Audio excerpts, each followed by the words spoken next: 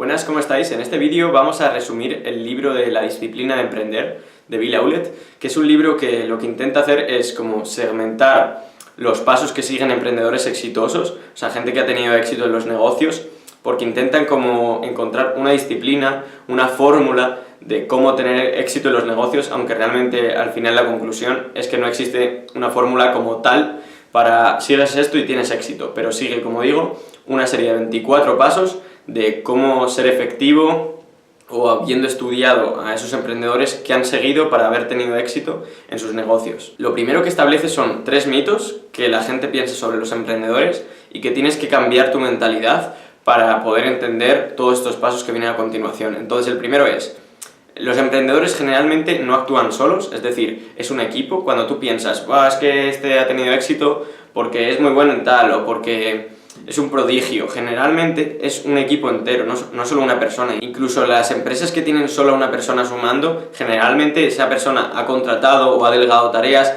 en individuos que al final han sido puestos altos, o aunque solo haya 4 personas en la empresa y 3 sean trabajadores, eso al final era un equipo, porque una persona se encarga de una cosa, otra de otra, y todas han tenido que ser efectivas para que la empresa salga adelante, no es solo por el talento de una. El segundo es que los emprendedores son personas carismáticas, ese es otro mito que comenta Bill Hewlett, y dice que no, que más que carismáticas son efectivas en varias tareas como claves, digamos, vender, comunicar bien, etc. Dice que eso es más importante que el ser carismático, es decir, puedes no ser carismático, pero si eres totalmente efectivo, puedes conseguir ser un buen emprendedor. El tercer punto es que no hay ningún gen, o sea, el mito es la gente tiene genes emprendedores y tienen una predisposición a ser exitosos cuando nacen, y dice que no, que es totalmente aleatorio, que cualquier persona puede, etc.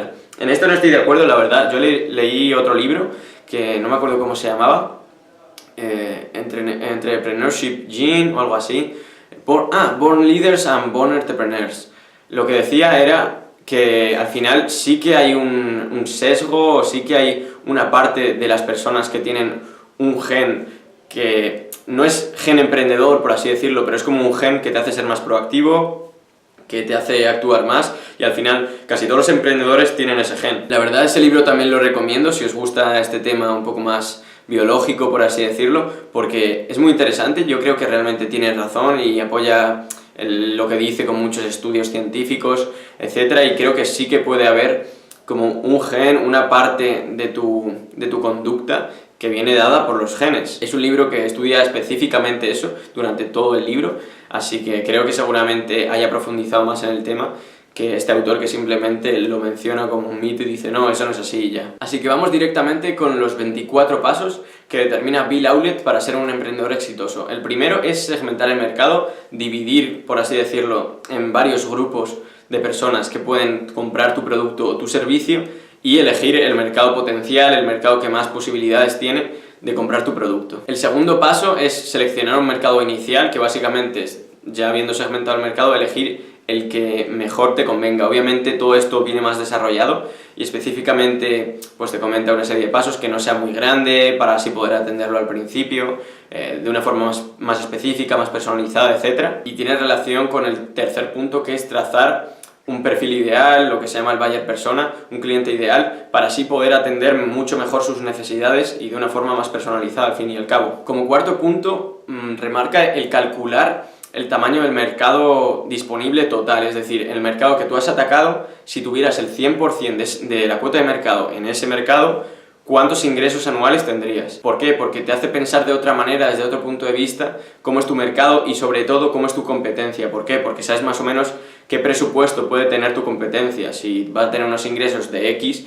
no va a tener un presupuesto desorbitadísimo si los ingresos son más bajos que en otro mercado. El quinto punto es elaborar el buyer persona, el cliente ideal. Específicamente, pues te da una serie de indicaciones, te dice cómo elaborar la ficha, etcétera. Bastante interesante también este punto. Como sexto punto, establece que elabores un caso de utilización o de vida útil de tu producto, es decir, cómo prácticamente, o sea, de una forma muy práctica y muy visual, si lo puedes hacer, cómo compraría un cliente tu producto, para qué lo utilizaría, y así pues puedes saber qué barreras le surgen al comprar, por qué quizás duda al comprar tu producto, si es por la competencia, si es por un fallo que tiene, si es por la confianza, etc. El séptimo punto lo que dice que va por este camino es elaborar un plan o una especificación de alto nivel del producto. ¿Qué quiere decir esto? Pues elaborar como una guía de todas las especificaciones y todas las ventajas que tiene tu producto de una forma muy concreta. ¿Por qué? Porque así puedes saber quizás qué interesa más a los clientes,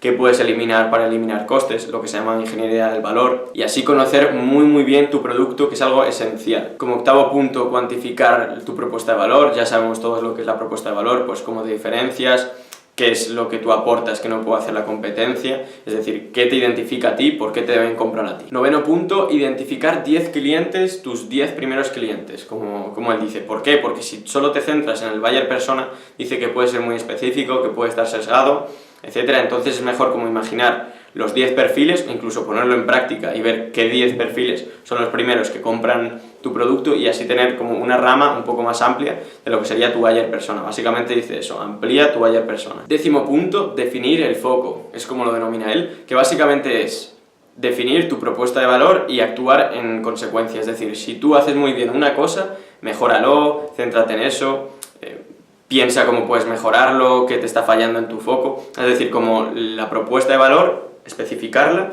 centrarse bien en eso y mejorarlo. Seguimos con el 11, se me apagó la cámara ayer, o sea, esto que estáis viendo es el día siguiente a lo de hace 10 segundos, así que voy a seguir con el paso 11, porque se me acabó la batería y ahora he vuelto a grabar. En 11º lugar, por tanto, tenemos fijar la posición competitiva. Esto quiere decir posicionarse en la mente del consumidor.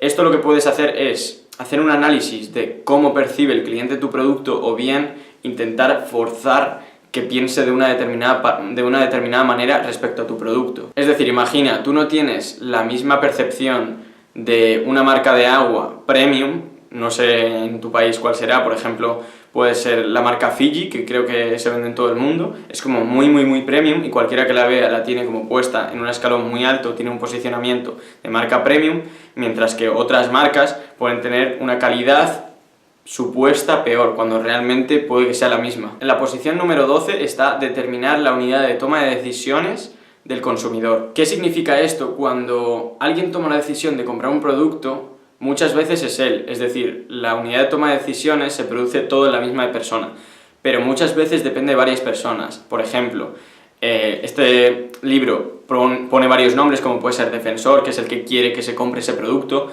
pero normalmente tú quieres comprar un producto y tú eres el que lo decides comprarlo y tú eres el que lo pagas, pero puede ser distinto. Por ejemplo, que sea un niño que quiere que se compre eso, pero entonces sea la madre la que quiere que lo pague y que se compre, y que sea el padre de la familia el que finalmente lo pague, o al revés, y que sea el padre el que quiere que se compre eso y que sea la madre el que lo pague finalmente. En estos papeles se pueden incluir otras personas, como pueden ser influencers, que quizás ¿quién quiere que se compre eso? El influencer, porque así recibe una comisión, finalmente lo compra otra persona porque lo ha visto el influencer. Es decir, al final la unidad de toma de decisiones puede hacer que intervengan varias personas distintas. En consecuencia, pasamos al paso 13, que es hacer el esquema del proceso de adquisición del cliente. ¿Qué significa esto? Esto básicamente es el cómo, la pregunta de cómo va a comprar ese producto. Quizás online, entonces tienes que centrarte más en ese aspecto, o quizás va a comprarlo en persona y dentro de eso valora más que haya una atención personalizada. Es decir, tienes que hacer un esquema de cómo va a ser ese proceso y ajustar todo tu negocio en torno a eso. Por ejemplo, si todo el mundo, o tu buyer persona,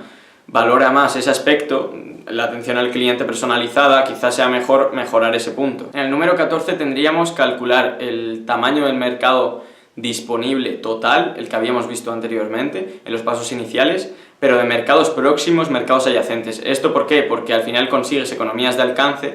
Es decir, por ejemplo, si tú vendes yogures, quizás puedes calcular también el mercado de los batidos, para así sobre todo, ¿para qué es esto sobre todo? Para presentar a inversores el potencial que tiene esa empresa a largo plazo. Es decir, si tú consigues vender yogures muy bien, vas a tener un canal de venta, una marca, un prestigio, que luego te va a permitir una posición competitiva para vender batidos o cualquier otro mercado adyacente mucho mejor. El número 15, diseñar un modelo de negocio. Muchas veces los emprendedores lo que hacen es pasarse muchísimo tiempo diciendo cuál va a ser la propuesta de valor, cómo le vamos a otorgar valor al cliente, cómo vamos a hacer esto, lo otro, pero al final lo que tienes que hacer es un modelo de negocio que haga esa propuesta de valor rentable. ¿Cómo vas a conseguir hacer que eso sea rentable y tú conseguir un beneficio, que al final es el objetivo de la empresa? Entonces, lo que dice aquí el autor es que tienes que diseñar el modelo de negocio en base al valor que tú aportes y conseguir así una rentabilidad en base a lo que tú aportas. Si tú aportas un valor de tanto, de ese valor que aportas, llevarte una rentabilidad, así más o menos es como se explica. Esto se relaciona mucho con el número 16, que es determinar la política de precios.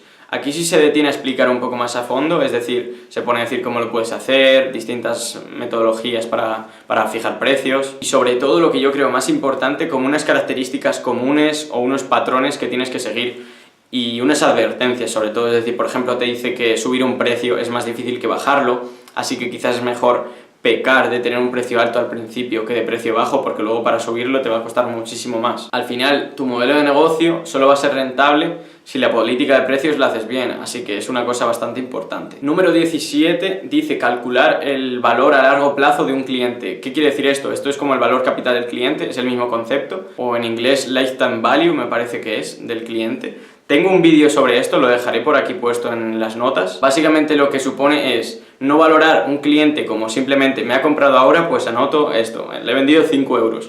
No, sino aplicarlo en el largo plazo, es decir, si consigues fidelizarlo, ¿cuánto valor va a suponer para ti ese cliente? Quizás no son 5 euros solo, sino que van a ser 5 euros todas las semanas durante 3 años. Pues eso sería el valor a largo plazo de ese cliente. El número 18 es hacer el esquema del proceso de ventas para adquirir un cliente. Esto me imagino que se entiende muy bien. Simplemente es cómo lo vas a conseguir, qué vas a hacer. Quizás haces un esfuerzo en internet, campañas de Facebook Ads o quizás contratas comerciales. ¿Cómo vas a conseguir para conseguir un cliente? Muy sencillito, básicamente. Entonces, esto también se relaciona con el paso número 19, como veis, todo se relaciona con lo anterior, que es determinar el coste de adquisición de un cliente. ¿Qué es esto? El CAC, que también se llama CAC.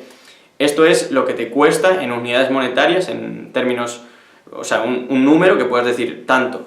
¿Cuánto te cuesta adquirir un cliente? Pues por ejemplo, ¿cuánto te cuesta con una campaña de Facebook Ads? ¿O cuánto te cuesta porque estás pagando a unos trabajadores que los retengan? ¿O cuánto te cuesta la plataforma de ClickFunnels para retener a todos cuando te llegan por marketing de contenidos? Lo que sea. ¿Cuánto te cuesta adquirir un cliente? El número 20 es algo difuso, por así decirlo, porque lo que dice es identifica los supuestos clave, es decir, cómo va a actuar el cliente ante tu producto, ante tu intención de captarlo como cliente. ¿Por qué? Porque dice que tienes que poner varios supuestos, es decir, no puedes decir, pues mira, yo voy a hacer Facebook Ads y de pronto va a entrar el cliente y me va a comprar todo esto. No, tienes que hacer, según dice el libro, entre 5 y 10 creo que eran supuestos, es decir, pues quizás entra y compra esto, otro supuesto, quizás entran muchos y casi no compran, quizás compran solo un producto y así puedes actuar, pues por ejemplo, este ejemplo.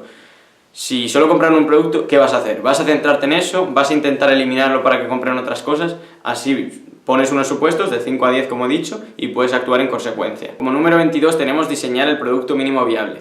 Esto, lo que os hayáis leído el libro de Lean Startup, lo conoceréis muy bien. Básicamente, un producto mínimo viable es esa propuesta de valor, materializarla de una forma rápida, eficaz y con poco coste. ¿Por qué? Porque así la puedes probar, puedes testearlo, puedes testear todo esto que hemos comentado, el proceso de venta, cómo lo vas a hacer, los supuestos, todo, pero a bajo coste. Por ejemplo, pues en vez de fabricar una tira de camisetas, si estás vendiendo eso enorme, para así reducir los costes, quizás hacer ese diseño en una medida muy baja, quizás 10 camisetas, y ver qué tal se vende. Eso sería un producto mínimo viable, por ejemplo. El número 23 lo que dice es demostrar que los perros se van a comer la comida para perros. ¿Qué quiere decir esto? Demostrar que los clientes van a querer ese producto mínimo viable, tanto para ti, para decir, vale, pues esto funciona, como para retener inversores, como para captar lo que sea. Quizás es más importante demostrar esto, es decir, demostrar que lo han querido comprar, que decir, pues mira mi plan de negocio, todo lo que sirve, etcétera. No, quizás a veces es mejor demostrar con números, es decir, de una forma física, que ya puedes decir, me han comprado tanto de todo lo que vendí, he tenido estos beneficios y esto. Entonces se basa más o menos en poner en práctica ese producto mínimo viable. Después de todos estos pasos, demostrar que al final se paga por tu producto y que la gente quiere comprarlo. Finalmente, el paso número 24 es desarrollar un plan de producto, que básicamente es poner este producto mínimo viable ya en acción, implementadas todas las mejoras posibles, habiendo escuchado al cliente, le podemos meter esto, estas funciones faltaban, como el producto final, es decir, ya todo acabado. Así ya podemos poner en práctica la estrategia de crecimiento, pero ya veremos que ese negocio era viable por todos los pasos que hemos aplicado. Espero que os haya resultado interesante el resumen, la verdad es como una guía muy breve, a mi gusto por lo menos, de cómo hay que hacer para emprender, porque realmente, como dicen, no existe fórmula mágica, pero si tienes esta guía obviamente es mejor que nada. Pero finalmente a mí me parece que el innovar, el ser originales, quizás incluso quitar esta guía del medio y hacer lo contrario te puede funcionar, porque no existe, como dice el autor, una fórmula mágica para tener éxito. Como siempre me podéis dejar nuevas propuestas de libros, tanto por Instagram, que lo dejaré por aquí, como por comentarios, y nos vemos en el próximo resumen.